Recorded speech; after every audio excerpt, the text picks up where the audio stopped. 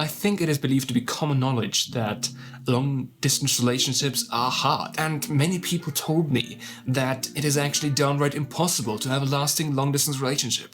Thankfully, I am the kind of guy who achieves the impossible on a regular basis. Anyways, my name is Nico and this is Tatsui.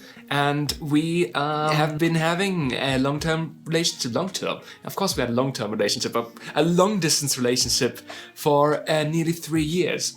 And only after this, 3 years, we were able to finally get together. So yeah, we did it. I think we were able to understand a couple of key points on how to make this kind of long-distance relationship work. And I think that is why we managed to get through it. And now we are together, being able to enjoy each other.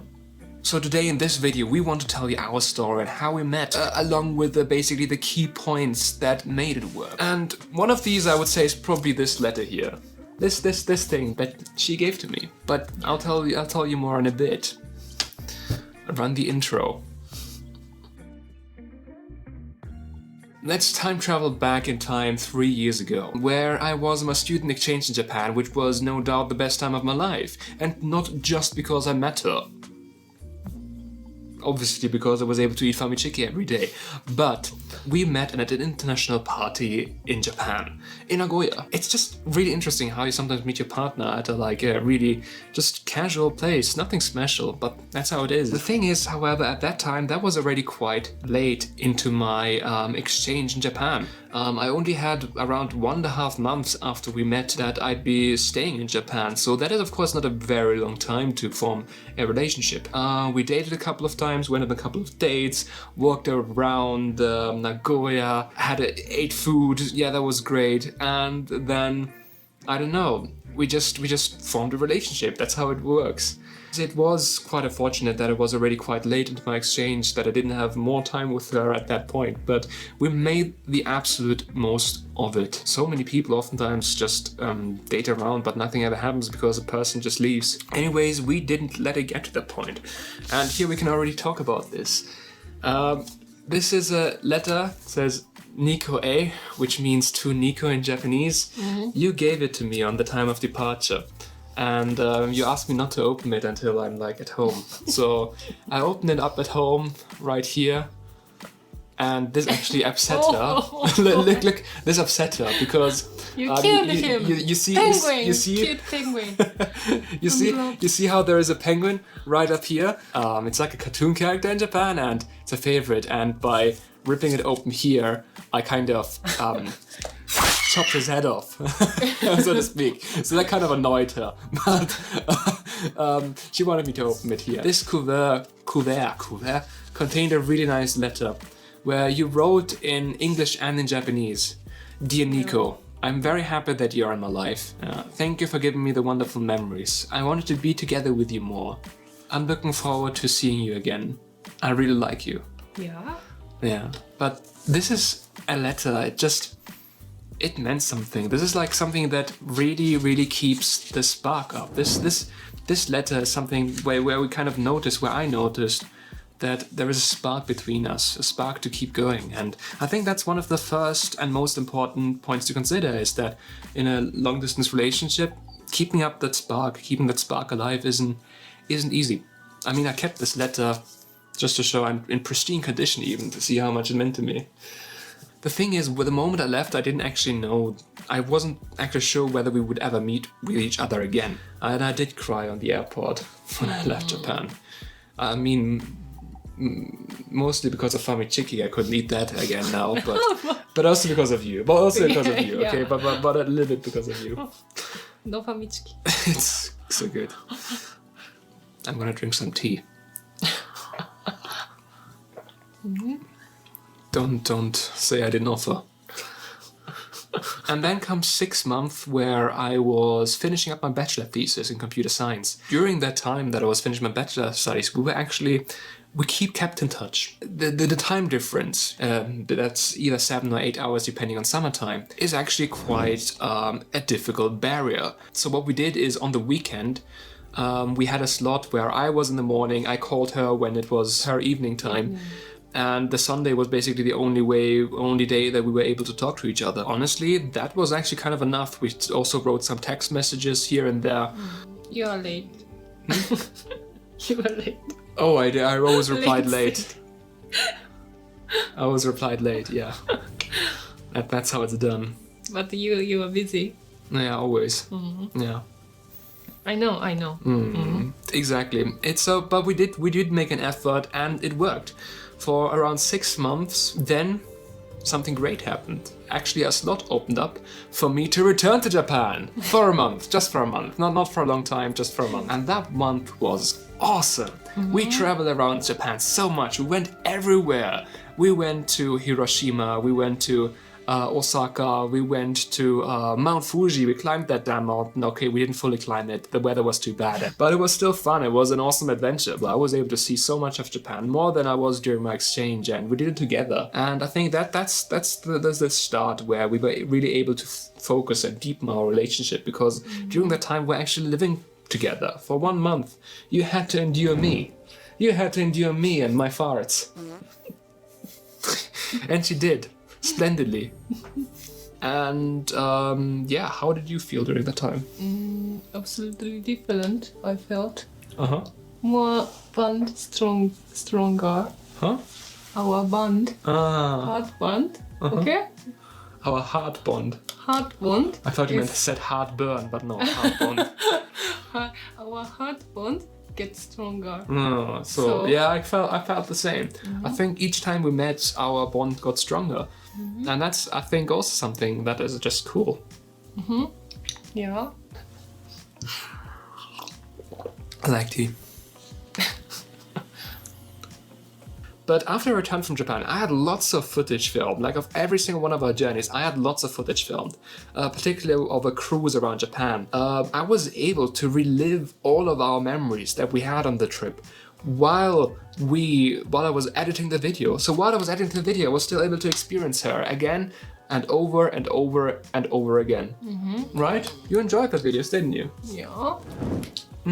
I watched Exactly. many times. Okay. They were very addict, and she's my number one fan. Just a couple of months later, after the second trip, she was actually able to come over to Europe to visit me. And that was a wonderful time. Yeah, 2 so weeks wonderful. of, just traveling around Europe. Actually, we went to Germany, to Italy, to Austria. We went sledding twice, once in the darkness, which was pretty crazy. It was not just me who experienced your life, but you experienced mine as well. You were able to see my world. Here is Nearly. dream world. Oh, she loves it here, so Yeah, it's really crazy. Like, she loves Europe the way I love Yeah. Japan. The Japanese go crazy about Europe. They're like, oh my god, the Europeans eat that. Oh my god, they have so much culture in Europe. It's so great. Oh my god, these European buildings look amazing. Yeah, amazing.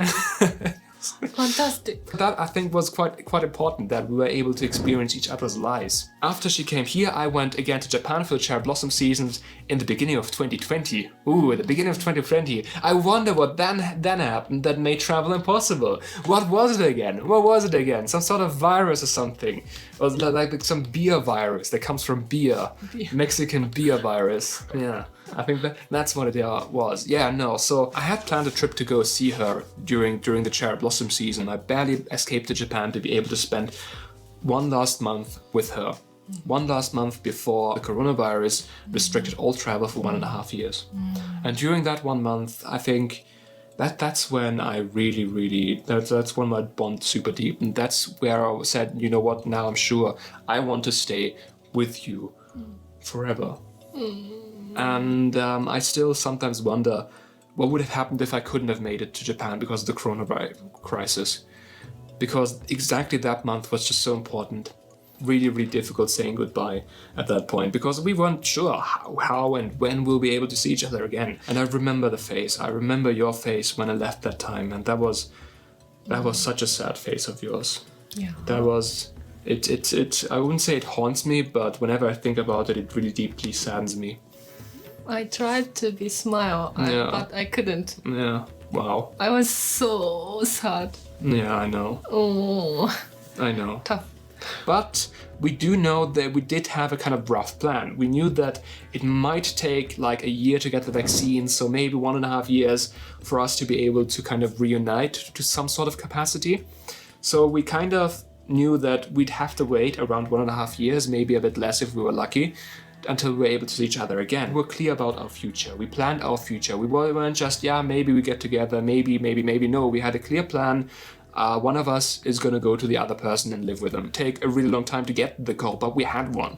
And I think that was important. So yeah, we ended up deciding that it might be easier for now for her to come here, because she wanted to experience life in Europe anyways, because it's her dream world.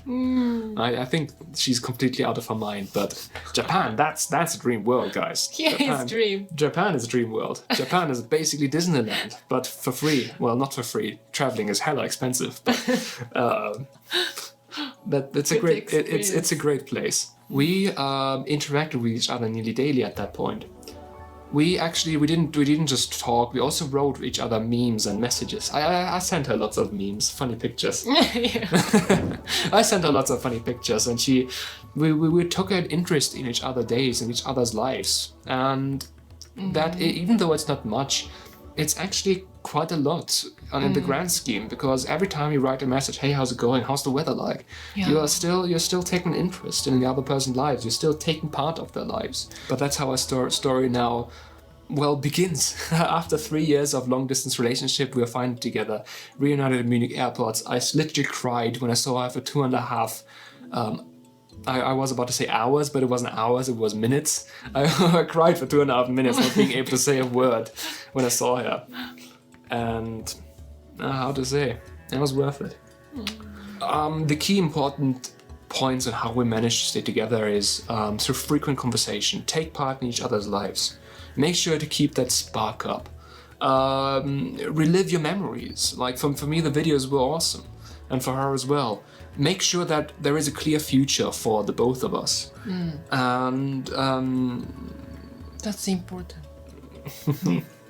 I didn't fall in love with her because she was a Japanese girl. Of course, I like that fact about her, but I fell in love with her because she's a wonderful person. She was always supporting me. And let's just say if it was just about having a different skin color, if it's just about, the yellow fever or Gaijin Hunter, if it was just about that, then that long distance relationship will definitely not be able to last, because then you could just go to a local Asian or white person respectively and date the next person that comes along. But no, it was her, she in specific, that was important to me, and I think that's something that I just wanted to add as well. I think with that we shared all our experiences, our struggles, how we got together. We can finish up this video, guys. Thank you so much, and if you want to see more about our story, feel free to subscribe and check out the other videos. Sayonara. Sayonara.